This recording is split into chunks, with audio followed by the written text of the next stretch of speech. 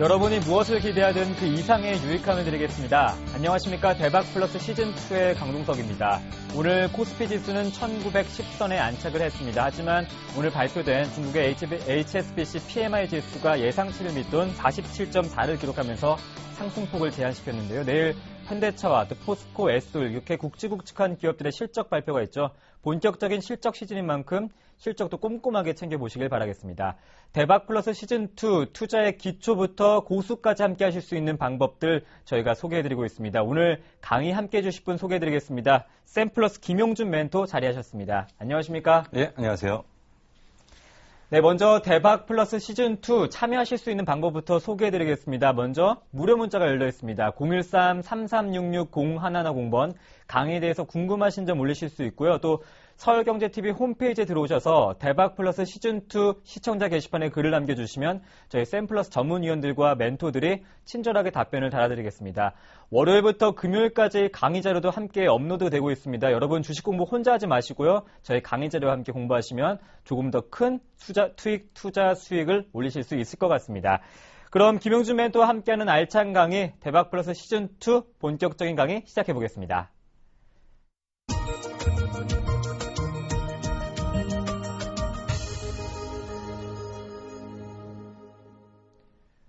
네, 오늘 코스피 시장에서는 외국인의 매수세 유입 속에 1910선을 안착했는데요. 기관도 긍정적으로 매수세에 동참했습니다. 연기금 쪽에서의 꾸준한 순매수가 유입되고 있는데요. 오늘 김용준 멘토, 오늘장 마감 시황 정리 부탁드릴게요. 네.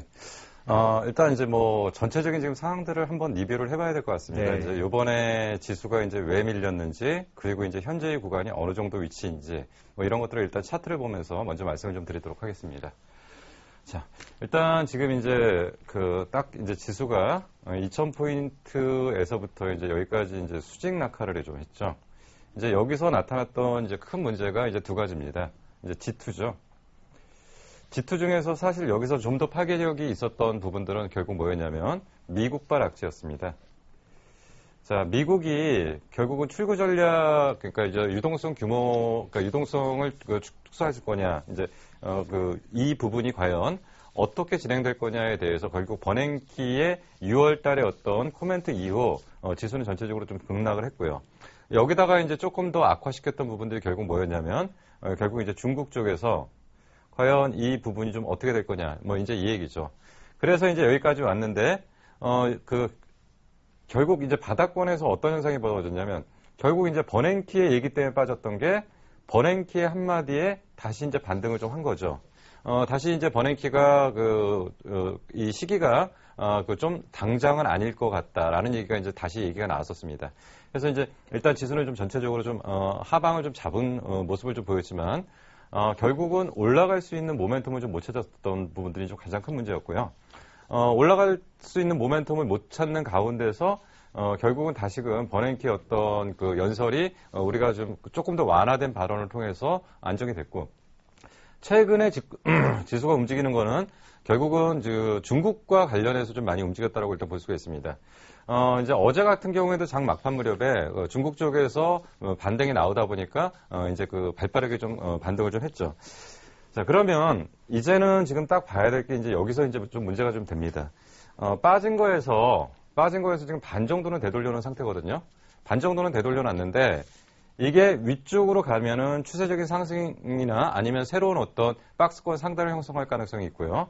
그리고 만약에 여기서 조정이 나타난다고 하면 일단은 단기 어떤 박스권을 그리는 가운데서 단기 고점이 어떻게 형성될 거냐, 이런 얘기들이 좀 전체적으로 좀 진행이 될 것 같습니다. 그래서 이러한 부분에 대해서 이제부터 좀 집중적으로 좀 얘기를 하고요.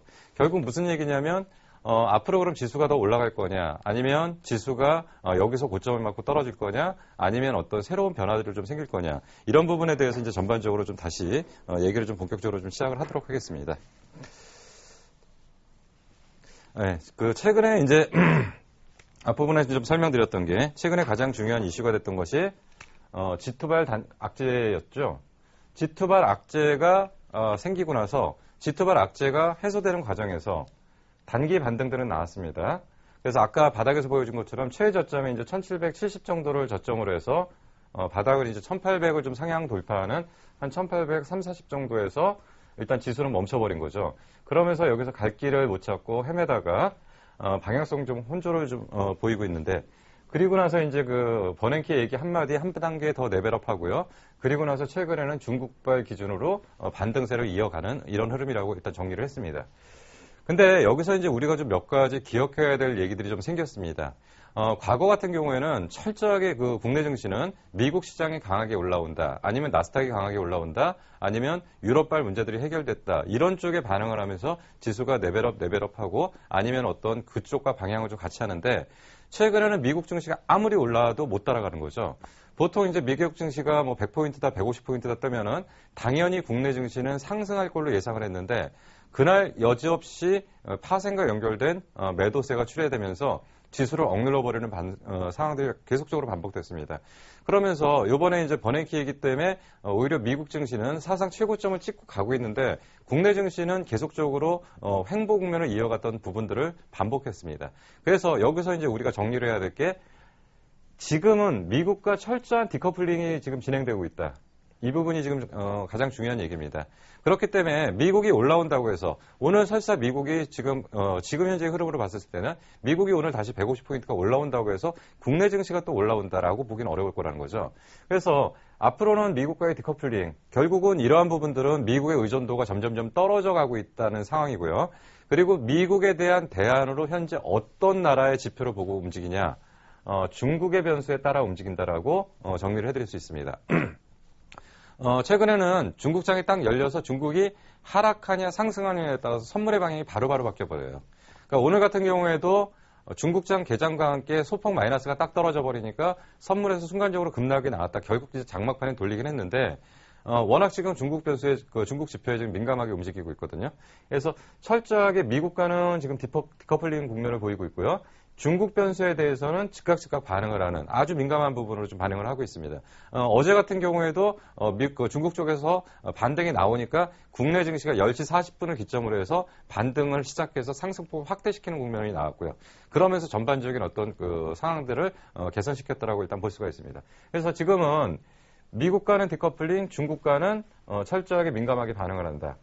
그래서 최근 강세일 기준으로 날짜를 놓고 보니까 대부분 중국 반등한 날과 국내 증시가 강세일이 거의 비슷했다.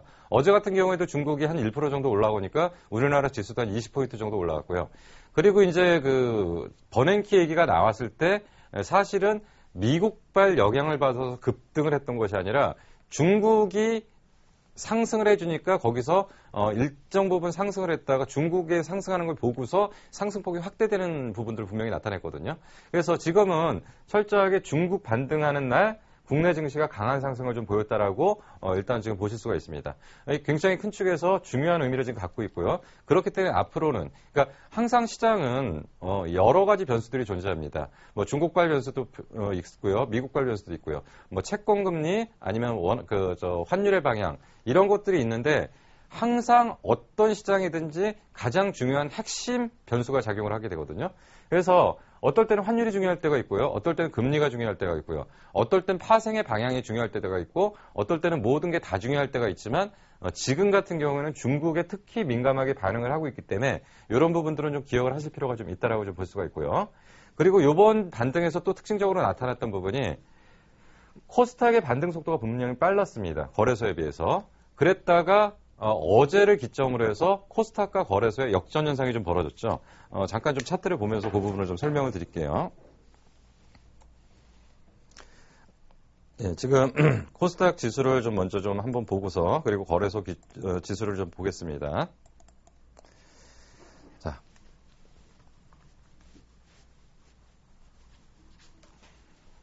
지금 요번에 그 거래소보다 코스닥이 이제 각도가 그 반등 각도가 굉장히 셌죠. 반등 각도가 세다가 수렴하다가 오히려 코스닥 그 거래소는 여기서 이제 누워버린 상태에서 코스닥은 먼저 치고 올라갔고요.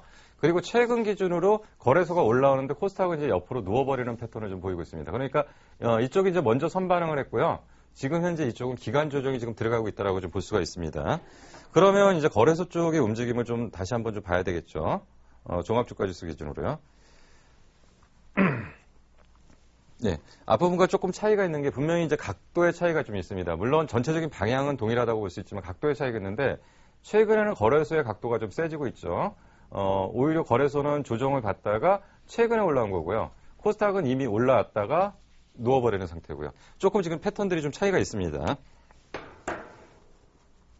그래서 어제를 기점으로 해서는 분명히 거래소보다는 코스닥보다는 거래소가 강했는데 앞부분에서는 코스닥의 반등 속도가 조금 더 셌다라고 지금 볼 수가 있습니다. 그리고 이제 그 전일을 기점으로 해서 어떤 현상이 벌어지냐면 코스닥은 지금 횡보 국면으로 지금 진입을 하고 있고요. 거래소 기준으로는 강세 현상을 보이고 있기 때문에 이틀만 놓고 본다면 거래소가 셌지만 앞부분을 잘라놓고 본다면 분명히 코스닥이 셌다. 그러니까 이 얘기는 무슨 얘기냐면 코스닥이다 거래소를 양분화시키겠다는 얘기가 아닙니다. 지금 대형주하고 중소형주의 움직임에서 어느 쪽에 반등의 각도가 세냐, 어느 쪽에 지금 쉬고 있냐 이런 것들을 좀 정리를 하셔야 될 필요가 좀 있다는 얘기입니다. 자, 그리고 앞부분에서 뭐라고 말씀드렸냐면 미국보다는 중국에 민감하게 반응한다는 얘기를 했고요. 또 한 가지 지금 중요하게 기억해야 될 것이 지금 순환매입니다. 장은 두 가지 패턴으로 움직이거든요. 바닥권에서 순환매가 돌아가면서 반등을 하는 국면이 있는가 하면 어떤 주도주라는 종목이 움직이면서 전체적인 장의 방향을 끌고 가는 경우가 있습니다. 최근까지의 주도주는 삼성전자였죠. 삼성전자가 이제 조정을 받으면서 지금 주도주 부재 현상이라고 표현하는 게 맞습니다. 그럼 그 전에 주도주는 뭐였냐? 그 전에 주도주는 자동차 이런 것들이었죠. 자동차가 바닥에서 지수를 쭉 끌고 올라왔으니까. 그리고 그 전 단계에서 주도주는 철강, 조선 이런 것들이 2003년도부터 2007년도까지는 철강하고 이제 전통적인 이런 쪽 전통주들이 이제 움직였고, 그리고 그 다음에 자동차가 움직일 때가 이제 한 2011년도 이 정도가 됐고, 최근에 IT가 움직였던 것들이 삼성전자 주도로 움직였죠. 이런 것들을 움직이면 주도주라고 얘기를 하는 거고, 지금은 순환매라고 얘기를 하는 겁니다. 이쪽도 움직여서 얘네들이 어느 정도 올라오면 딴 쪽에서 그 공간을 채워주면서 바닥권에서 레벨업하고 이런 것들이 이제 돌아가면서 좀 나타나는 현상을 이제 순환매라고 표현을 하는데, 지금 순환매가 지금 진행되고 있습니다. 제일 먼저 지금 순환매가 진행됐던 게 조선 쪽이죠. 조선 쪽이 먼저 순환매를 진행을 했습니다. 조선 쪽이 순환매를 진행을 하는 가운데서는 여러 가지 얘기가 있었습니다. 지금 선가에 대한 긍정적인 부분, 그리고 에코십이라는 얘기, 그리고 해양 플랜트의 하반기 수주 모멘텀, 이런 것들을 가지고서 그동안 상당히 어려웠던 조선주들이 이제 돌 거다. 근데 조선주가 도는 과정에서는, 조선주가 그동안 안 좋았던 몇 가지 요소가 좀 있었죠. 대부분 선사는 어디에 있냐면 유럽에 있습니다.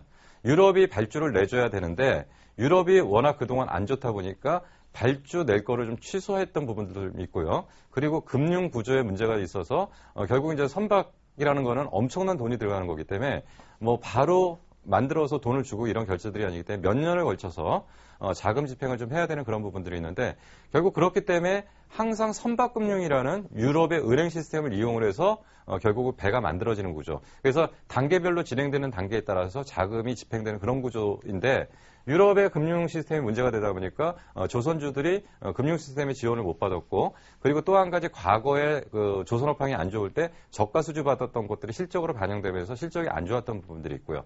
이제 그런 부분들이 전체적으로 지나가면서 이제는 해양 플랜트 쪽의 성장은 2011년도부터 진행이 되던 부분이 상선 부분에 대한 실적 악화가 최근에 에코십이라는 어떤 강력한 모멘텀을 이용해서 조선주가 좋아지고 있다. 그래서 이러한 부분들이 이제 주가에 반영되면서 분명히 지금 한 단계 레벨업하면서 순환매의 가장 선봉에 섰다라고 일단 볼 수가 있습니다. 그러면 여기서 이제 우리가 이제 정리를 해야 될 게, 그럼 얘가 주도주냐 아니면 지금 순환매의 반등 국면이를 정리를 하셔야 됩니다. 이게 만약에 주도주라고 하면은 계속 들고 가셔야 되는 거죠. 근데 순환매 측면이라고 본다면 고점을 찍고 밀리는 상황이 벌어지기 때문에 잘라놓고 밀릴 때까지 기다리셔야 될 필요가 좀 있는 거고요. 근데 지금 현재까지 나타난 현상은 주도주 섹터로 들어오기는 좀 아직은 어렵다. 왜 그러냐면 지금 이제 최근에 선박 수주 관련한 모멘텀들이 많이 나왔는데 최근에 다시금 이 수주 모멘텀은 3분기에 좀 약화될 가능성이 있고요. 조선주의 수주 모멘텀은 4분기에 다시 살아날 가능성이 있다. 그렇다고 한다면 3분기는 조선업황 전체적으로 쉬어가는 구간이 될 가능성이 있기 때문에 아직까지는 추세 상승이나 주도주 섹터로 들어오는 게 아니라 지금 반등 사이클에 선봉에서 먼저 고점을 찍는 그런 패턴이 좀 나타나지 않는가. 오늘 보니까 좀 살짝 어떤 느낌들이 좀 무거워지는 부분들이 있다면 그런 쪽에서는 순환매 고점을 지금 거의 지나갈 가능성이 좀 상당히 크다라고 일단 볼 수가 있습니다. 자, 다음은 이제 화학입니다. 참 말도 많았고 탈도 많았죠, 화학이요. 중국의 과잉 생산. 결국 철강과 화학은 중국 관련주가 아니라 중국과 대립되는 지금 관계에 현재 놓여 있는 상태에서 중국의 과잉 생산이 들어가다 보니까 항상 화학주들의 실적이 좀 안 좋아졌고요. 거기다가 이제 유가가 빠지다 보니까 소위 말하는 정유주들의 정제 마진이 최악으로 갔었던 거죠. 근데 이제 3분기부터는 정제 마진의 폭이 다시 벌어지면서 그 정유주들의 수익 구조는 조금 좀 나아지는 구조가 좀 되고 있습니다. 근데 이번에 화학주가 먼저 치고 나왔던 것은 정유주나 화학주 쪽에서 움직였던 것이 아니라 제일 먼저 움직였던 건 2차 전지 쪽. 그러니까 화학주 쪽에서는 LG 화학이 필두가 되면서 삼성 SDI하고 2차 전지로 묶이면서 화학주에 대한 분위기를 일단 좀 잡아줬고요. 그리고 태양광이 중국발 모멘텀을 이용을 해서 태양광이 레벨업을 했는데 결국은 이 부분은 OCI라는 화학주 안에서 이루어졌던 부분들이죠.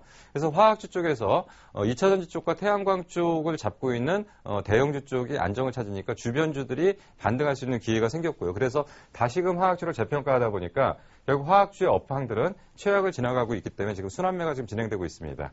그래서 이러한 부분들이 이제 나타나고 있고요. 지금 기타 흐름으로 이제 어저께 이제 거의 이제 마지막으로 이제 확산되는 국면을 좀 보였습니다.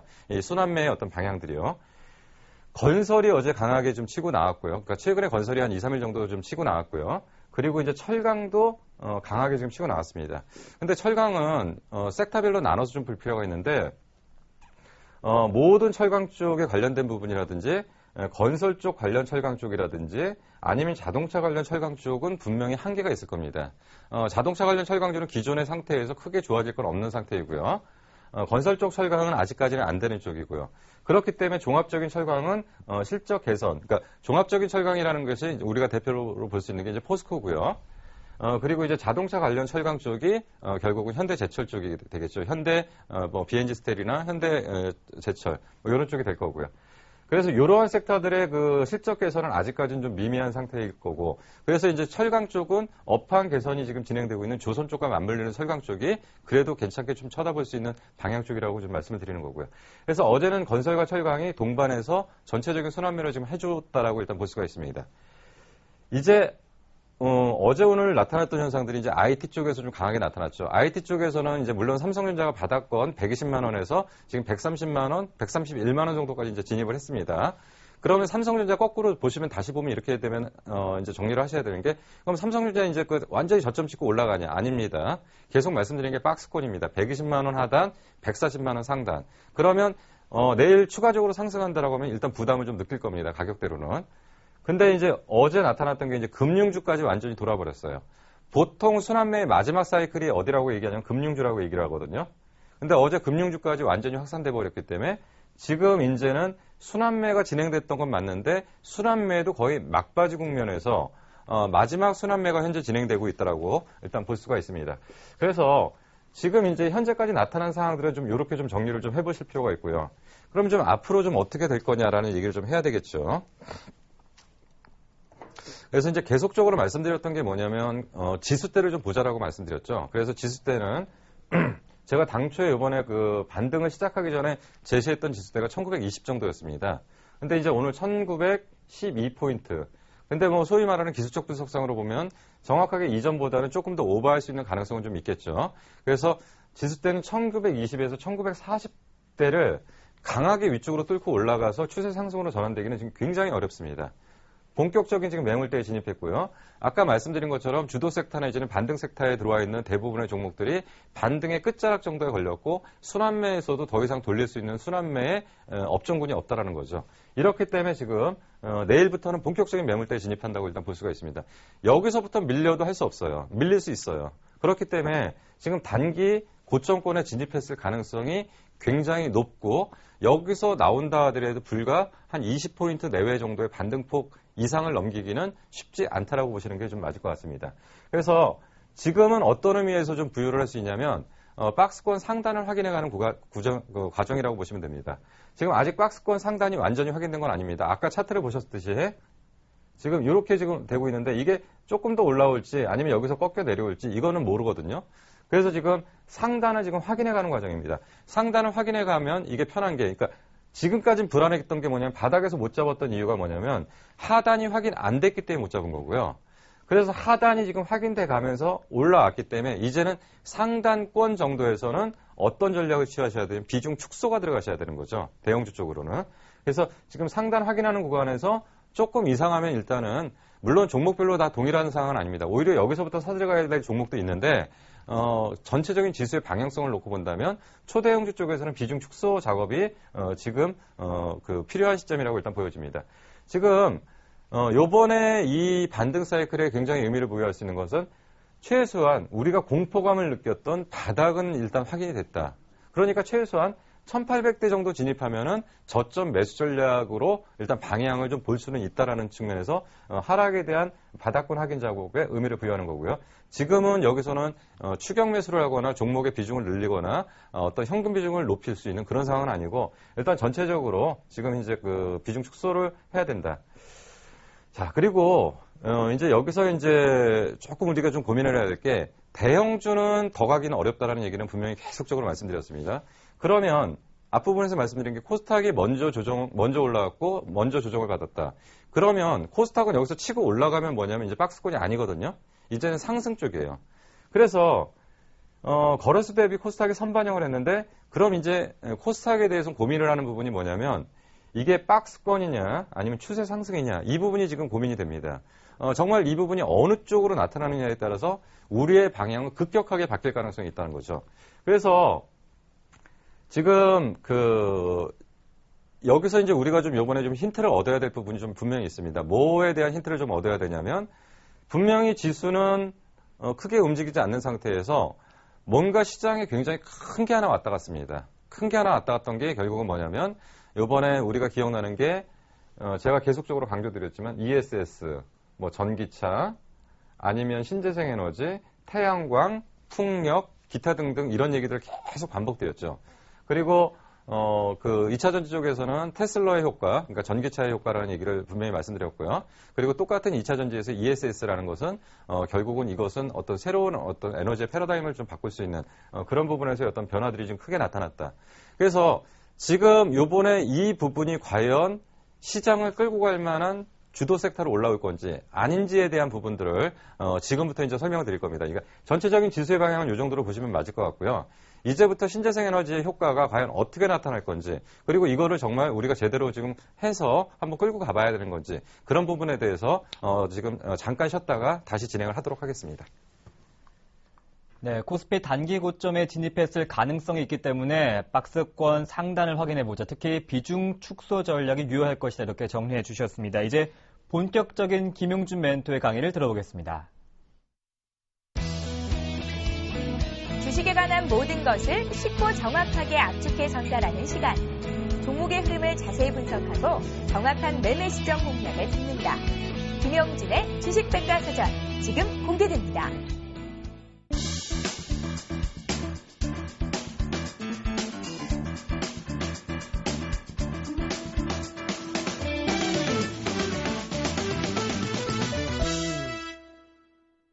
네, 여러분은 지금 서울경제TV의 대박플러스 시즌2 함께하고 계십니다. 오늘 강의 어떤 내용 준비하셨나요? 예. 일단은 이제 신재생 에너지라는 거는 이제 전체적으로 이제 포함된 개념이고요. 이제 그 안에는 세부적으로 보면 풍력도 있고 뭐 여러 가지 있는데 일단 전체적인 신재생 에너지의 방향들을 좀 보고요. 우리가 이제 뭐 태양광이라든지 LED라든지 아니면 2차 전지라든지 이런 것들을 짧게 좀 끊어서 좀 설명을 좀 해보도록 하겠습니다. 네. 자, 이제 이게 이제 이 부분입니다. 지금 저번에 한번 말씀드렸을 때 세계는 무슨 전쟁이 시작됐냐면 에너지 전쟁이 시작됐다는 얘기를 드렸습니다. 에너지는 이제 지금까지 썼던 에너지는 이제 어느 쪽이냐면 뭐 자동차 관련해서는 뭐 석유, 뭐 기타 이런 것이 쓰였고요. 뭐 결국 가정에서는 지금 우리나라는 연료로서는 이제 가스 같은 걸 주로 사용을 했던 거고요. 뭐 그리고 이제 선박, 항공, 뭐 이런 것들, 기타 이제 이런 것들이 지금 에너지가 됐는데 이런 것들을 한마디로 표현해서 이제 화석 연료 에너지라고 많이 표현을 하죠. 석유 이전의 시대가 이제 석탄 시대죠. 석탄의 역사가 진행됐다가 이제 석유의 역사로 진행됐다가 이제 석유의 역사가 이제 두 가지 문제입니다. 첫 번째로는 매장량의 문제. 두 번째로는 CO2, 환경의 문제죠. 매장량 기준으로는 지금 한 1조 배럴 정도 남았다고 얘기를 합니다. 이제 그게 어느 정도 양이냐면 보통 이제 우리가 이제 그런 얘기를 많이 하는데 신광구 개발 속도. 예를 들어서 신광구가 올해 5개가 나왔고요. 폐광이 4개가 나왔다. 그러면 아직까지는 이게 늘어나는 추세죠. 계속적으로. 근데 신광구 확인 속도하고 폐광 확인 속도하고 달라지는 시점, 똑같아지는 시점이 이제 매장량의 한계가 이제 노출되는 거고요. 이게 신광구 개발되는 속도보다 폐광 속도가 더 늘어난다. 이제 이거는 점점점 에너지가 줄어드는 단계죠. 근데 지금은 어떻게 표현을 하냐면 발견되는 숫자와 없어지는 숫자가 거의 비슷하다고 그러거든요. 그래서 이제는 거의 한계에 왔다. 그래서 지금 전문가들 기준으로는 40년이 안 남았다라고 얘기를 합니다. 근데 이 40년이라는 건 현재 에너지 사용량 기준으로 보는 거고요. 에너지 사용량이 늘어나면 늘어날수록 이 숫자는 더 줄어들겠죠. 그렇다고 한다면 저희가 살아가는 세대 이전에 이 화석연료는 거의 매장량이 없어진다라고 볼 수가 있고요. 그럼 그때부터 준비를 해서 바로 다음 단계로 진행할 수 있는 게 아니라 미리 일정 부분을 서로 나눠가면서 서로 같이 사용을 하다 어느 순간인가 없어졌을 때 이쪽으로 넘어가는 이런 체제가 돼야 되겠죠. 그래서 지금 매장량의 문제라는 거하고 지금 이제 이 CO2 환경에 대한 문제가 지금 상당히 심각합니다. 지금 이제 일부 나라들이 온난화 현상이 나타나고 있고요. 그리고 빙하가 녹고 있는 것들이 결국은 이제 환경 파괴의 주범이 지금 되고 있고 이런 부분들이 사실은 또 한 가지의 문제가 저희 세대까지는 어떻게 살아갈 수 있을 것 같아요. 근데 다음 우리 아들 세대들에게는 정말 환경 오염 때문에 도저히 살 수 없는, 그러니까 우리가 예전에 봤었던 공상과학 영화 같은 거에서 거의 인간이 산소 때문에 못 사는 그런 상황들이 벌어지지 않을까 좀 생각이 듭니다. 그래서 CO2에 대한 양을 철저히 규제하겠다, 매장량에 대한 부분이 문제가 된다. 그래서 오래전부터 사실은 지금 신재생 에너지라는 부분들을 투자를 하고 그리고 이제 에너지를 확보하려고 했던 거죠. 근데 여기서 이제 분명히 이제 각 나라별로 기회가 제공되고 있습니다. 무슨 기회가 제공되고 있냐면 과거 같은 경우에 사실 중동 지역이 아무것도 아니었던 나라죠. 근데 석유 하나 갖고 중동 지역이 그 많은 부를 형성했었던 거는 결국 얘네들이 에너지 싸움에 에너지 매장량이 이긴 거죠. 그러면 향후 미래는 신재생 에너지를 누가 선점하고 누가 지배하느냐에 따라서 그 나라의 경쟁력이 결정될 가능성이 상당히 크다. 그래서 결국 유럽 쪽에서는 이 부분에서 가장 공격적으로 보는 쪽이 이제 프랑스입니다. 프랑스 같은 경우는 12년간 760조를 쏟아부어서 신재생 에너지 쪽을 키우겠다는 얘기고, 한국은 4년간 50조. 이걸 해봐야 150조가 안 되겠죠. 그리고 이제 영국 같은 경우에도 138조. 미국 같은 경우에도 207조. 근데 미국은 아마 시간이 지나면 지날수록 어떤 이쪽 부분이 아니라 다른 부분으로 광범위하게 굉장히 많은 자금들을 지금 쏟아부을 겁니다. 그래서 결국은 어느 쪽이 이 싸움에서 승자가 될 거냐, 마지막으로. 결국 그 부분이 이제 그린 산업에 대한 어떤 방향을 좀 보는 기준이라고 일단 볼 수가 있습니다. 자, 그래서 이걸 갖다가 그린 뉴딜 정책이라는 얘기로서 오래전부터 시작됐는데 사실 2009년도부터 굉장히 공격적으로 준비를 하고 시작을 했었어요. 근데 문제가 되는 부분이 뭐였냐면 세계 경기가 결국은 2009년도 미국 서브프라임 모기지론, 거기다가 유럽 재정 악화, 이런 부분들이 맞물리면서 제대로 투자가 진행되지 않았던 게 지금 문제인 거죠. 근데 이제는 미국도 이제 숨통은 텄어요. 뭐냐면 사실 미국이 지금 지나서 아무것도 아닌 것처럼 그때 뭐 그렇게 대단했던 거야 라고 얘기하는데 사실 그때 굉장히 위험했습니다. 분명한 것은 금융 시스템의 붕괴예요. 미국이 금융 시스템 붕괴를 갖고 결국 자국의 문제를 갖다가 그 기축 통화를 이용해서 전 세계를 통해서 그 문제를 흡수해서 자기 나라 안에서 문제를 해결한 거죠. 사실은 금융 시스템의 붕괴였고 굉장히 위험했던 상황입니다. 그리고 사실 유럽 재정 악화도 상당히 위험했던 상황인데 일단은 어느 정도 이제 수면 아래로 좀 가라앉았어요. 최근에 이제 다시 이제 중국 쪽에서 나오는 금융 시스템의 문제가 이제 그림자 금융이라는 얘기인데 그런 것들도 이제 어느 정도 수면이 가라앉게 되면 결국은 전 세계에서는 다시금 미래의 성장 동력을 찾기 위한 에너지 정책의 그린 니들 정책이 진행될 수밖에 없다라고 일단 볼 수가 있는 거고요. 그런 부분에서 각 국가별로 지금 투자 규모들은 좀 상당히 결정되어 있습니다. 이제 프랑스 기준으로 이 정도, 뭐 미국 기준으로 그 정도, 뭐 이런 식으로 좀 진행됐죠. 그러니까 지금 왜 지금 에너지 전쟁이 벌어질 수밖에 없는지에 대한 환경에 대한 부분들은 이제 충분히 설명이 됐습니다. 근데 지금 이제 최근에 나타났던 몇 가지 현상들이 좀 있습니다. 지금 이제 우리가 이걸 좀 따로따로 생각하시면 안 되는 게요. 최근에 ESS 관련주, 전기차 관련주, 그리고 태양광, 그리고 뭐 풍력, 뭐 이런 것들이 지금 별도로 돌고 있는데 사실은 그게 별도로 노는 게 아닙니다. 지금 제가 저번에 이제 ESS라는 부분을 설명드릴 때 전력 저장 장치죠. 우리나라는 현재 ESS 시스템을 가는 방법 중에서는 스마트 계량기밖에 없습니다. 그러니까 무슨 얘기냐면 서로 간의 쌍방 어떤 교류를 통해서 전력 사용량을 체크하고 전력 사용량의 시간대를 좀 조절해주는 정도의 스마트 계량기 정도만 지금 가고 있는데 사실은 ESS가 스마트 그리드 안의 최고 핵심 부분이라고 일단 볼 수가 있습니다. 그래서 스마트 그리드로 가기 위해서 그러니까 ESS의 역할이 뭐냐면 우리가 이제 보통 자가 발전 시스템이라고 해갖고 갑자기 정전되면 각 단지 아니면 빌딩 단위로 자가 발전 시스템을 갖추고 있는 데들이 있죠. 근데 이게 이제 보통 이제 납축전지라는 걸 가지고 이제 ESS 전력 저장 장치를 갖고서 자가 발전 시스템을 했는데 이제 이게 이제 리튬 이온 전지로 좀 바뀌어가는 과정이죠. 그래서 ESS의 역할이 어떤 이런 자가 발전 쪽의 한 부분을 차지하고 있고 또 한 가지는 풍력이든 태양광이든 좋습니다. 문제는 뭐냐면 태양광을 받아서 에너지화 시키는데 가장 문제가 뭐냐면 굉장히 전압이 불규칙하다는 얘기죠. 근데 이걸 갖다가 가정으로 보내게 되면 이 불규칙한 전압을 가지고는 전기를 사용할 수가 없습니다. 그래서 일단 ESS로 보내서 여기서 저장을 했다가 이게 이제 안정화된 상태로 다시 가정에 보내는 역할들을 하는 거죠. 그래서 태양광이나 풍력의 어떤 에너지를 ESS 쪽으로 저장을 한다. 그리고 또 한 가지는 그 피크 시간대. 그러니까 보통 이제 그 전력 사용량이 많은 시간대에는 발전 용량이 제한되기 때문에 연료가 부족하다라고 얘기를 하는데 이걸 갖다가 남는 시간대 여기다 저장을 한다. 그렇게 되면은 필요한 시간에 이걸 내보내버리면 되고요. 그래서 지금 ESS는 이 세 가지 축으로 해서 지금 확장되는 개념이고요. 결국 이것은 전체적으로 신재생 에너지로 가기 위한 어떤 기반을 다지는 쪽으로 좀 보시면 되고요. 그래서 이거에 지금 축으로 지금 되고 있는 게 뭐냐면 2차 전지 쪽이죠. 2차 전지가 ESS 쪽의 한 축으로 해서 이렇게 지금 실행이 되고 있고, 이러는 과정에서 여기서 이제 전기차 쪽에 배터리가 있을 거고요.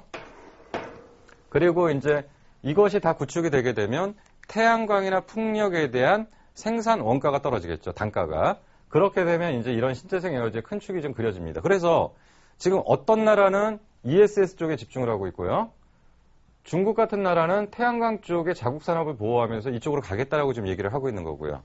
그리고 일본 같은 경우는 원자력의 지금 대안으로 풍력을 지금 먼저 선택을 한 거고요. 그래서 각각의 지금 방향은 다르지만 결국은 지금 에너지 싸움의 인프라 구축, 에너지의 어떤 주도권, 자국의 산업 보호 이런 식으로 해서 지금 신재생 에너지에 상당한 어떤 자금들을 지금 쏟아부으면서 방향들을 좀 정리를 하고 있는 중입니다. 그래서 이런 부분들이 지금 큰 축으로 좀 이해가 되셔야 될 필요가 있습니다. 그래서 누가 그런 얘기를 자꾸 하더라고요. 태양광 관련 테마, 풍력 관련 테마, 뭐 ESS를 테마, 2차 전지를 테마 이렇게 얘기를 하는데 이제는 이쪽은 테마의 수준을 넘어서는 겁니다. 이제 산업으로 진입을 하는 거고요. 결국은 이 관련 업체들은 그동안 상당한 어떤 출혈 경쟁들을 통해서 각각의 어떤 그 치킨 게임에서 살아남은 업체들이 지금 생존을 한 거고요. 대표적으로 OCI 같은 경우는 전 세계 나머지 나라들이 다 무너지는데 어쨌든 버텨내고 있거든요. 버텨내고 있으면 이제 이 치킨 게임의 최종 승자가 OCI가 될 가능성도 있는 거고요. 폴리실리콘에 한해서는 뭐 우선 다른 쪽은 좀 다르겠지만 그래서 지금 이 그린 산업은 해도 되고 안 해도 되는 그런 게 아니라 이거는 선택권이 없습니다. 무조건 해야 되는 거예요. 그리고 또 한 가지는 일시적으로 진행되는 게 절대 아닙니다. 지속적으로 진행되는데 결국 앞부분에서 잠깐 설명드렸지만 가야 되는데 워낙 상황이 안 좋으니까 잠깐 주춤했던 거죠. 2009년도에 잠깐 주춤했던 거고요. 지금 또 이제 살만하니 조금 이제 안정이 되니까 다시 밀어붙여야 되는 겁니다. 또 가다가 또 안 좋으면 또 주춤할 수 있죠. 근데 계속적으로 이러면서 경쟁력은 좀 형성되는 거죠. 그래서 이러한 부분들이 지금 현재 진행되고 있다라고 좀 볼 수가 있는 거고요. 지금 LED 쪽은 제가 이제 굉장히 많이 설명드렸습니다. LED 쪽은 굉장히 많이 설명드렸고, 우리가 오래전부터 얘기를 했습니다. 언제부터 제가 정확하게 얘기를 했냐면, 아마 이 방송이 처음 시작됐을 때가 아마 2월 달부터였을 거예요. 그래서 2월 달부터 LED에 대해서는 올해를 지배할 수 있는 최고의 어떤 산업군이다. 그리고 그때 말씀드렸던 게 뭐냐면, 일본이 작년에 LED 쪽 관련 종목들이 대부분 10배 정도 상승을 했는데 우리나라는 일본보다 조금 늦춰졌기 때문에 아마 올해는 분명히 올라올 거다. 아직까지 LED가 완전히 개화됐다고 보기는 어렵습니다. 완전히 개화됐다고 보기는 어렵지만 이제 다들 이제 눈에 들어오셨죠. 그게 뭐냐면 이제 이게 시작을 하는 겁니다. 근데 눈에 들어왔다고 해서 바로 추격하게 되면 문제가 좀 생기죠. 그래서 지금은 한동안 올려놓고 상당한 지금 기간 조정을 좀 받고 있는데 어쩌면 조금 더 빠를지 모르고 어쩌면 내일부터 움직일지도 모르겠죠. 그렇지만 LED에 대한 부분은 이거는 단발적으로 일시적으로 끝나는 게 아니고 지금 분명히 LED 관련 종목들 지금 실적 대비 고평가입니다. 근데 실적이라는 거는 산업이 개화되면 속도가 붙어버리면 기억나실지 모르지만 조선주가 2003년도부터 2007년도까지 올라올 때 소위 말하는 펀드멘탈 분석을 할 때 퍼라는 게 70까지 올라왔었어요. 70에서 심한 경우에는 거의 90까지도 올라왔던 기업들이 있었거든요. 근데 이 부분이 지금 확인되다 보니까 실질적으로 기업 산업이 좋아지고 올라오다 보니까 불과 2, 3년 만에 퍼가 5, 6으로 떨어져 버리는 거죠.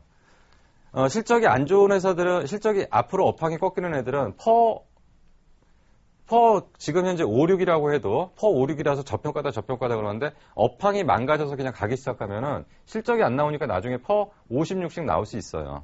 근데 거꾸로 70짜리, 90짜리가 산업이 좋아지기 시작하면 쭉 뻗어가면은 지금은 고평가로 그냥 달려가는 거예요. 고평가로 달려가는데 회사가 실적이 따라오는 속도가 주가 올라가는 속도보다 더 빨리 올라옵니다. 그렇게 되면 나중에 한 2, 3년 후에 저 위에서 고점에서 만나니까 퍼는 5, 6으로 나와버리는 거죠. 지금 LED의 현황을 그렇게 보시면 됩니다. LED는 지금 분명히 고평가 영역은 맞습니다. 그리고 지금 펀더멘탈로는 분석이 안 돼요. 근데 앞으로 이 시장이 열리는 산업을 이해하면은 기업의 실적과는 무관하게 주가를 밀어붙일 수 있는 분명한 환경은 조성되어 있다고 일단 볼 수가 있습니다. 지금 이러한 쪽들이 이제 성장의 속도가 무섭다는 거죠. 그래서 항상 보면은 시장이 생성해서 성장해서 성숙하는 성장과 성숙 단계에서 투자를 하게 되면 이런 현상이 벌어지는데 결국은 화랑기에서 만나면은 문제가 된다는 얘기죠. 근데 지금 LED는 이제 생성해서 성장하려고 하는 초기 국면 정도로 보시면 되고요. 이게 이제 올라가기 시작하면은 주가 올라가는 속도보다 이익이 개선되는 속도가 훨씬 빠를 거라고 보시면 되니까 LED한 부분들은 그렇게 보는 거죠. 근데 LED도 이 그린 산업 안에 범위에 포함되어 있어요. 왜 그러냐면 이거를 사용하게 되면 전력 사용량을 30% 정도 줄일 수 있거든요. 그리고 친환경적인 부분이고요. 우리가 백열등 판매 금지 조치에 대한 일정 부분의 수요는 형광등으로 넘어가겠지만 상당 부분은 또 LED 쪽으로 넘어올 수 있기 때문에 결국 이러한 부분들이 하나의 어떤 분명한 계기가 되는 거고요. 그래서 이러한 부분들이 분명히 하나의 축이라고 이제 볼 수가 있고요. 자, 그리고 일단은 태양광 얘기를 이제 나머지 부분은 나머지 부분보다는 좀 태양광 얘기를 좀 해야 될 것 같습니다. 지금 최근에 태양광 얘기들이 좀 나와가지고 지금 태양광 산업들을 좀 잘못 이해하시는 분들이 너무 많아서 태양광에 대한 흐름들을 좀 말씀을 드리겠습니다. 태양광이 어떤 사람들은 그렇게 얘기하더라고요. 완전 업황 끝나서 가는 거다. 끝난 산업이다라고 얘기하시는 분들이 있더라고요. 근데 지금 태양광 종목 중에서 주가가 움직인 거는 딱 한 군데밖에 없습니다. 이 폴리실리콘 만드는 데밖에 없어요. 태양광이라는 거는 어떤 형태로 지금 만들어지냐면 폴리실리콘이라는 것을 가지고 인곳이라는 걸 만들고 웨이퍼를 만들어요. 그러니까 인곳이라는 건 원통형 기둥, 뭐 얘들은 사각형 기둥을 만드는 거죠. 그러니까 그 OCI에서 제공하는 폴리실리콘을 가지고 인곳을 만드는 데가 있고요. 웨이퍼를 만드는 데가 있고요. 인곳은 원통형 기둥을 갖고 얇게 커팅을 하는 것이 이제 웨이퍼고요. 웨이퍼 단계에서 이제 전지를 만드는 거죠. 여기서 이제 전지를 만들고 이 전지를 여러 개를 묶어 놓는 게 이제 모듈이고요. 그리고 이제 이게 모듈보다 더 큰 게 이제 어레이라고 하는 거고, 다음 단계가 뭐냐면 발전 단계예요. 발전소 단계. 지금 우리가 대부분 뭐라고 얘기하냐면 얼마 전에 중국에서 30기가와트의 생산 능력을 갖추겠다. 무슨 얘기냐면 실리콘, 인got, 웨이퍼 이런 것들이 아니라 발전소에서 발전 용량을 30기가와트라는 발전 용량으로 만들어내겠다는 얘기죠. 그럼 여기까지 가려면 얘가 많이 필요할 거 아니에요. 태양열을 받아서 발전을 해야 되는 게. 그럼 얘가 많이 필요하면 얘도 많이 필요할 거고요. 그럼 얘가 많이 필요하면 얘도 많이 필요할 거고요. 이런 식으로 이제 거쳐 지나가면서 얘네들이 가는 거고요. 또 이거를 에너지화 시키려면 장비도 납품돼야 되겠죠. 그래서 이러한 지금 현재 어떤 흐름들이 있는데, 지금까지는 뭐냐면 돈 안 되는 인곳, 웨이퍼, 셀, 모듈 이런 거 만들다가 기업들이 다 도산했거든요. 망가졌거든요. 폴리실리콘은 규모의 경제 때문에 딴 데서 치고 못 들어갔기 때문에 OCI가 살아남았던 거고요. OCI가 지속적으로 규모의 경제를 키우기 위해서 계속적으로 투자를 했던 겁니다. 그래서 OCI 같은 경우는 계속 얘기를 드리는 게 뭐냐면 지금 태양광이 결정형으로 갈 거냐 방막형으로 갈 거냐, 결정형으로 갈 거냐 방막형으로 갈 거냐, 굉장히 중요한 얘기입니다. OCI한테는 결정형으로 가게 되면 OCI는 좀 속된 말로 대박이 나는 회사가 되겠죠. 방막형으로 가게 되면 현재 투자가 과잉 공급이 될 가능성이 굉장히 큽니다. 지금까지 투자해놓은 게. 그래서 이 방막으로 간다는 것은 결국 얇게 폴리실리콘을 깐다는 얘기고, 결정형은 가는 거죠. 근데 결정형의 장점이 뭐냐면 초기 투자 비용이 적게 들지만 그 전기를 뽑아내는 단위 원가에 생산비가 많이 들어가는 거고, 방막으로 갈 때는 초기 비용이 많이 들지만 생산 비용이 적게 든다는 얘기죠. 그래서 이러한 부분들이 지금 이제 전체적으로 이제 이게 그림이 나왔습니다. 그림이 나와서 각각에서 살아남은 경쟁력 있는 업체들이 지금 정리가 돼가고 있어요. 그러면 지금 이제 태양광은 전체적인 에너지에서 전 세계 에너지 양에서 지금 1%도 점유율이 안 됩니다. 0.5% 정도 점유율 되거든요. 근데 0.5%에서 1%로 넘어가면 태양광 산업은 100% 성장하는 거고요. 또 1%에서 2%로 넘어가게 되면 또 100%가 성장을 하는 거고요. 이렇게 되는데 지금 이제 살아남을 업체들이 대부분 살아남았기 때문에 이제는 매우 그림이 나왔다는 얘기고, 이제는 각 나라들이 집중을 하는 게 뭐냐면 이제 태양광 하나만 놓고 보면 아까 말씀드린 게 태양광을 선투자할 거냐 아니면 인프라 구축을 먼저 할 거냐인데, 중국에서는 이쪽을 이제 선택을 한 거죠. 자국 산업 보호도 위하고 태양광에 대한 경쟁력도 높이기 위해서. 그래서 얘네들은 지금 30기가와트라는 어마어마한 양을 투자를 쏟아붓겠다는 얘기죠. 그래서 각각의 납품하는 업체들의 이제 반사이익은 나올 거예요. 왜냐하면 지금 30기가와트라는 것은 독일이 여지껏 총 투자했던 규모가 32기가와트밖에 안 되거든요. 세계 1위인 태양광 업체인 독일의 양이 32기가와트밖에 안 되기 때문에 중국이 3년 동안 쏟아붓겠다는 건 독일이 여지껏 쏟아붓던 전부를 한꺼번에 다 부어버리겠다는 얘기죠. 그렇다고 한다면 태양광에 지금 분명히 기회는 온 겁니다. 근데 이게 우리나라의 기회가 될 거냐, 중국 업체의 기회가 될 거냐, 아직 이제 이런 얘기들이고, 아직까지 이런 것들, 그러면 얘네들이 이렇게 투자하는데 다른 나라에서는 가만히 있겠냐? 그럼 얘네들이 이 정도 투자하면은 결국 태양광에 대한 생산 원가가 떨어지게 되고, 이러면 태양광 산업이 새롭게 어떤 변화의 전개를 마련하게 되겠죠. 그래서 지금 이제 태양광 산업은 아직 개화도 안 한. 근데 제가 이제 계속 말씀드렸을 때 생성 단계에선 투자하면 너무 힘드십니다. 지금 태양광은 생성 단계이고요. 2차 전지나 LED는 성장을 하려고 하는 단계고요. 그렇기 때문에 걔네들은 좀 차이가 있죠. 얘네들은 결과가 나오는 데까지는 좀 시간이 걸립니다. 그렇기 때문에 지금 태양광 업체들이 급등을 할 수 없는 여건들은 그런 것 때문이고, 분명히 LED나 2차 전지 쪽은 상업화에 성공을 했고 수익 모델이 나왔어요. 그래서 실질적으로 팔면 돈이 되는 구조입니다. 이러한 전체적인 그림들이 좀 나왔기 때문에 이런 것들에 대한 방향들을 좀 정리를 하면 좀 차이가 있고, 그래서 태양광 업체들은 제가 지금 봤을 때는 올해는 좀 빠를 것 같고요. 내년 정도 되면은 분명히 의미가 있다라고 좀 볼 수가 있습니다. 예, 그리고 이제 그 풍력 쪽도 잠깐만 좀 말씀드리겠습니다. 예, 풍력 쪽은 결국 이제 바람을 통해서 에너지를 만들어내는 거죠. 그러면 태양광이 성공하기 위해서는 강한 햇빛이 있는 쪽이 유리할 거고요. 풍력이 성공하기 위해서는 바람이 센 데가 유리하겠죠.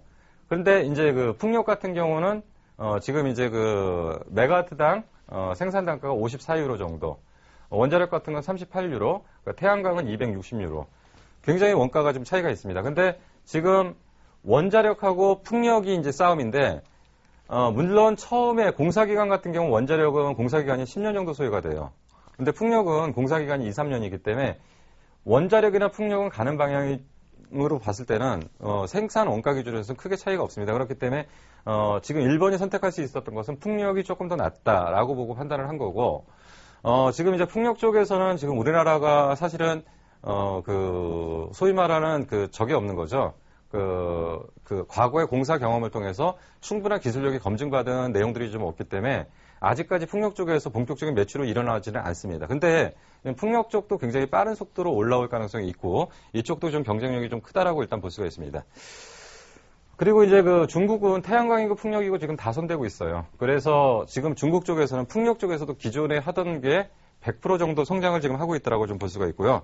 미국 같은 경우는 지금 한 50% 정도 성장을 하고 있다라고 좀 볼 수가 있습니다. 그리고 이제 그 미국과 중국 모두 풍력에 대한 강한 의지. 근데 이거는 결국은 신재생 에너지 안에 풍력과 태양광 뭐 이런 쪽이고요. 조명 쪽으로는 뭐 LED, 그리고 자동차 기준으로는 뭐 전기차, 뭐 이런 식으로 지금 나눠지고 있는데, 최근에 다시 얘기 나온 게 CO2에 대한 양을 규제하기 위해서 선박에서 에코십이라는 얘기가 나오고 있고요. 항공은 어느 쪽으로 갈지 모르겠어요. 항공은 좀 정리를 좀 해봐야 될 것 같고요.